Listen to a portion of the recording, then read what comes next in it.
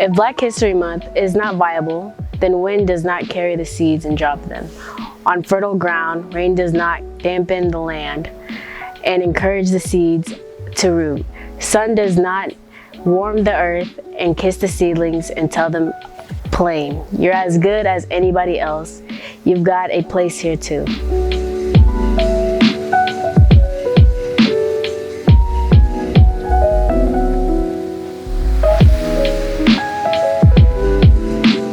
This year, the Culture Committee asked the Colonel Cast News crew to take over the presentation for Black History Month. We are honored to have this privilege of celebrating a culture that has profoundly defined who America was, who America is, and who America will be. We also recognize that our country is made up of many wonderful cultures. Latin, Asian, European, and more are all seen represented in our student body. Today we are sharing with you some glimpses into the African American culture through the many contributions it has made to our culture, our local heritage, and our pursuit of future success. Now we are pleased to share with you our program celebrating Black History Month.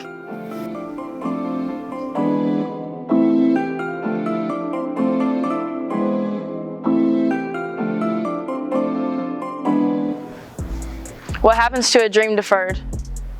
Does it dry up like a raisin in the sun? Or fester like a sore and then run? Does it stink like rotten meat, or crust and sugar over like a syrupy sweet? Maybe it just sags like a heavy load, or does it explode? Hold fast to dreams, for if dreams die, life is a broken winged bird that cannot fly. Hold fast to dreams, for when dreams go, life is a barren field frozen with snow.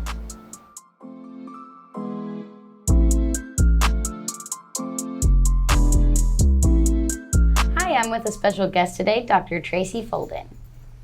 Hello, thank you so much for having me. I am a 1991 graduate of Henderson County High School, and it's definitely an honor to be here today. Well, thank you for letting us have you join us. Absolutely. Can you tell me a little bit about your life, where you grew up, what your hobbies were? I am a Henderson native. I've lived here. I lived here throughout high school, and my parents are from here. My entire family, aunts, uncles, and everybody is from Henderson. My parents actually graduated from Henderson County City High, and went to college after that. My mom went to Brescia University. My dad is a graduate of the University of Evansville, where I work currently, and so I grew up deeply rooted in this community, and later I went to Western Kentucky University, where I ran track and majored in sociology and psychology. And those influences came primarily from my dad, who was a juvenile probation officer in Vandenberg Superior Court in Evansville, Indiana. And my mom she's a business person, so she runs the Housing Authority of Henderson, and her background is finance and accounting. And so that definitely didn't align with my strengths, but I was definitely intrigued with sociology and psychology, and so that was my major in undergrad at Western Kentucky University. I was a track athlete in high school, and so that was also a heavy influence of mine that I was later able to carry into college, and afforded me a lot of opportunities to learn and grow and to be exposed to a lot of things.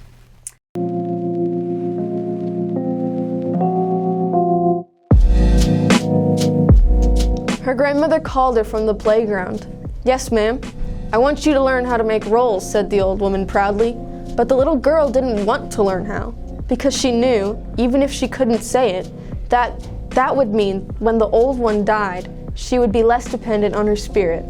So she said, "I don't want to know how to make no rolls." With her lips poked out, And the old woman wiped her hands on her apron, saying, "Lord, these children." And neither of them ever said what they meant. And I guess nobody ever does. Who or what are your major influences on your life and the person you are today? Right. My parents are my major influences. They were the first individuals in our immediate families to attend college and really just blazed a path for like expectations for life to work hard, do the best you can in everything that you do. And so my parents definitely were those major pillars in my life because they didn't have any examples for themselves. They lost their parents early in life and essentially had to figure out life for themselves. And so yeah, I looked to my parents then and still do now, actually. They are still major influence. I seek their counsel for most things as 47 years old, I'm still navigating life and figuring things out. I don't think in any way that I have arrived at all, and I value what my parents think about things in life because they've experienced so much more than I have at their age. So That's amazing. First Missionary Baptist Church was formed in 1840. Blacks were baptized and admitted to the White Baptist Church. In 1845, the African Baptist Church organized with separate services in the basement of the church led by Reverend Willis Walker, an enslaved man. The church purchased his freedom. In 1866, the congregation bought the old Methodist Church at Washington and Elm for $3,030. The African Baptist Church, now known as First Missionary Baptist Church, has been continuously operated as a place of worship to this day. I'm here with my pastor, Reverend Esther. So, Reverend Esther, how long have you been a pastor at this church? At this church, First Missionary Baptist Church, going on 29 years in April. So, was First Baptist always on Elm Street? It was originally on Elm Street, but it was named the African Baptist Church, but it was transformed in years later after that.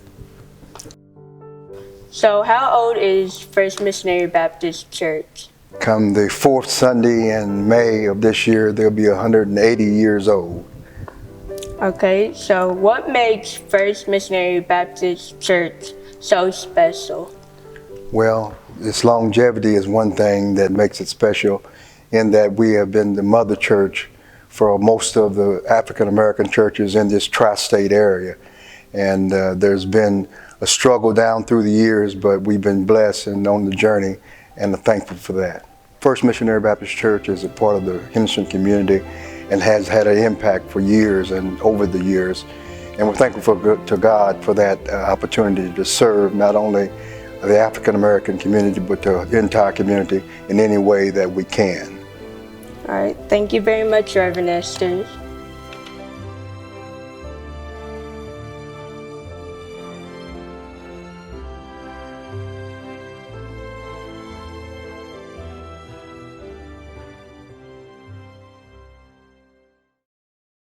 Can you tell us about your PhD? What made you want to pursue that?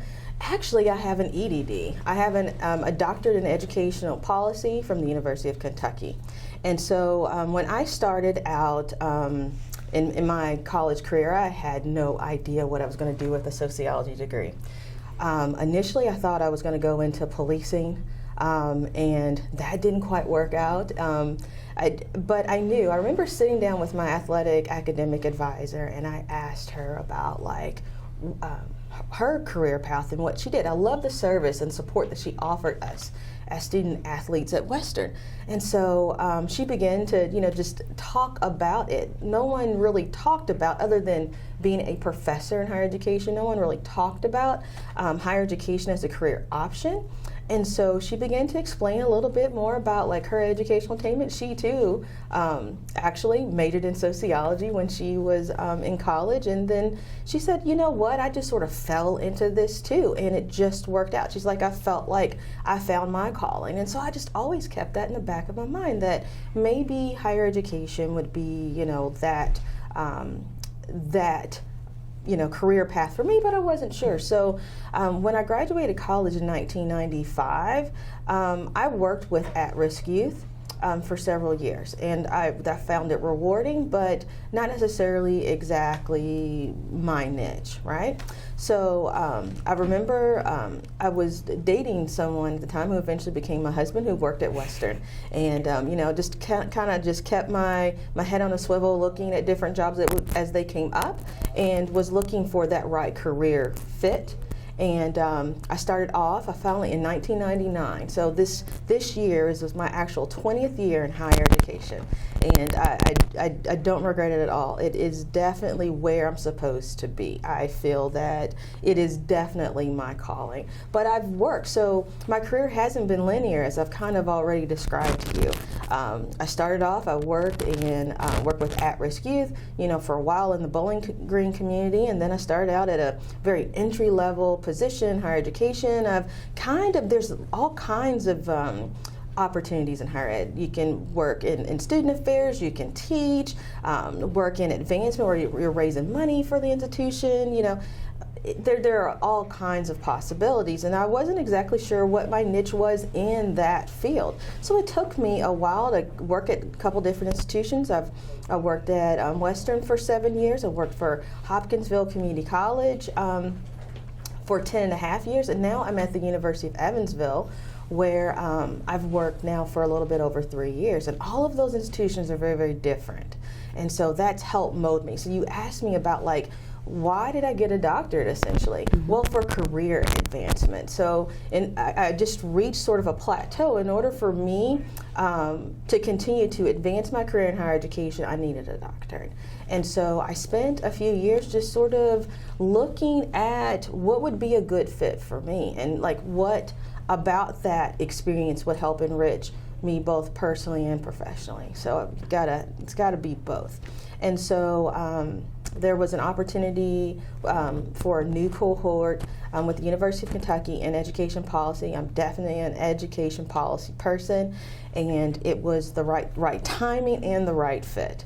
So it just worked out. I graduated actually just 2 years ago from the University of Kentucky. It took me 6 years to finish because I worked full-time while going to school part-time. So it felt kind of slow at times, but I still got it done. And there are absolutely no regrets at all.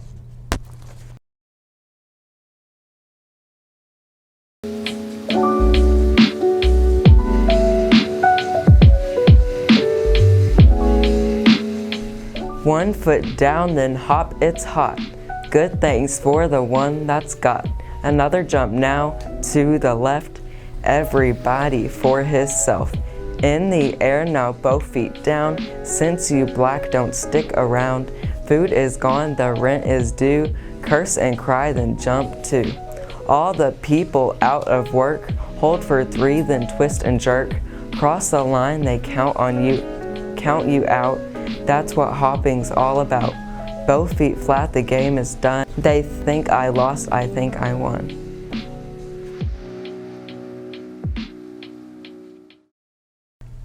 What were some habits you either developed in high school or had to leave behind in high school before you went on to your next level? Oh my goodness. I don't think that I've arrived yet, and I think I'm still fine-tuning those skills, right? Mm-hmm. We're still learning and evolving. I'm still learning and evolving, but consistency. Being consistent at whatever skills that you're trying to build is paramount. You've got to be consistent. You've got to be a consistent learner. You've got to be consistent at your craft. So I can't just reiterate how important consistency is with that, and building a network of people to support you. None of us arrive on our own. It takes a network of people who understand what your goals are, who are there and dedicated to you to get wherever your end state is. For me, it's not a position, it's not one thing. I feel that I'm continuously learning and evolving, so it's not a thing or a destination. It's just a continuous journey for me. Do you feel like you've learned any important overall life lessons from your pursuit of education? Oh goodness, yeah, there's probably a long list of them. One, I think you've got to live your own truth. It's imperative. You can't live anyone else's life. You've got to live your own. I think it's also imperative that,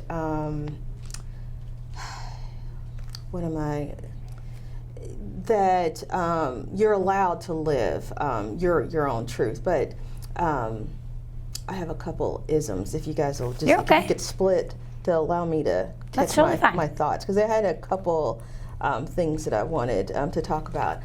I think it's important that you hear a lot of people talk about like you got to always have a plan B, but I believe that your passions should be your plan A. Like, find career paths that help you develop in those areas.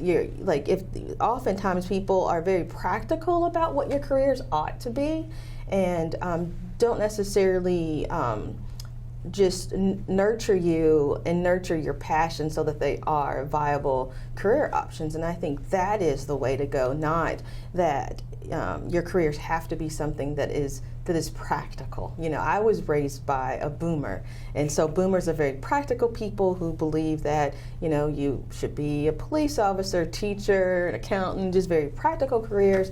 And you all are being raised in an environment where, you know, we've got technology that's booming. I mean, things in the infrastructure for all kinds of careers.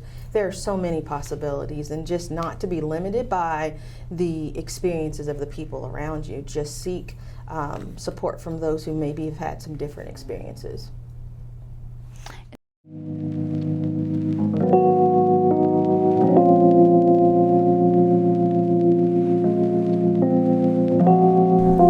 Curtains forcing their will against the wind. Children sleep exchanging dreams with seraphim. The city drags itself awake on subway straps, and I, an alarm, awake as a rumor of war, lie stretching into dawn, unasked and unheeded.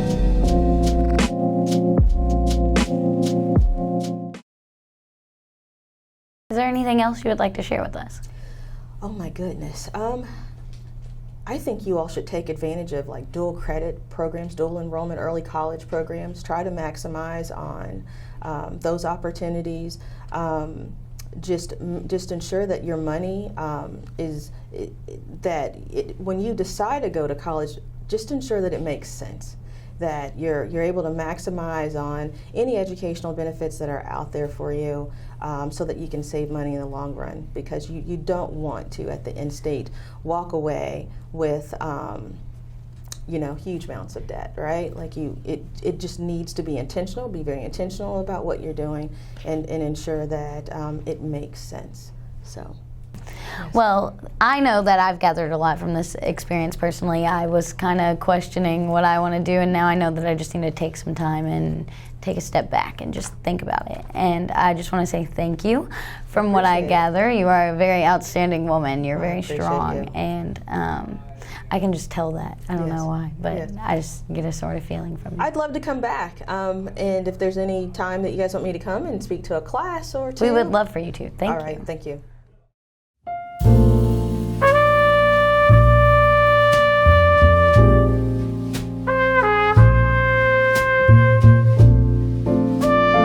A free bird leaps on the back of the wind and floats downstream till the currents end, and dips his wings in the orange sun rays and dare to claim the sky. But a bird that stalks down his narrow cage can seldom see through his bars of rage. His wings are clipped and his feet are tied, so he opens his throat to sing.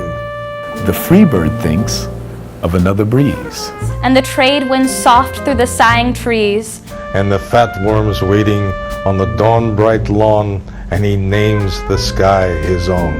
But a caged bird stands on the grave of dreams, and in shadow shouts on a nightmare scream.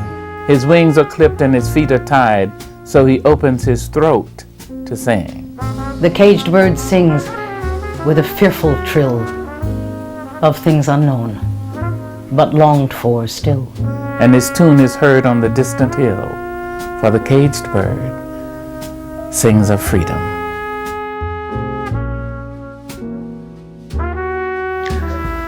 Thank you for tuning in to celebrate and reflect with us. Please feel free to reach out to us with your feedback in the comments or via Twitter and Instagram at ColonelCast. We'll see you next week, Henderson County.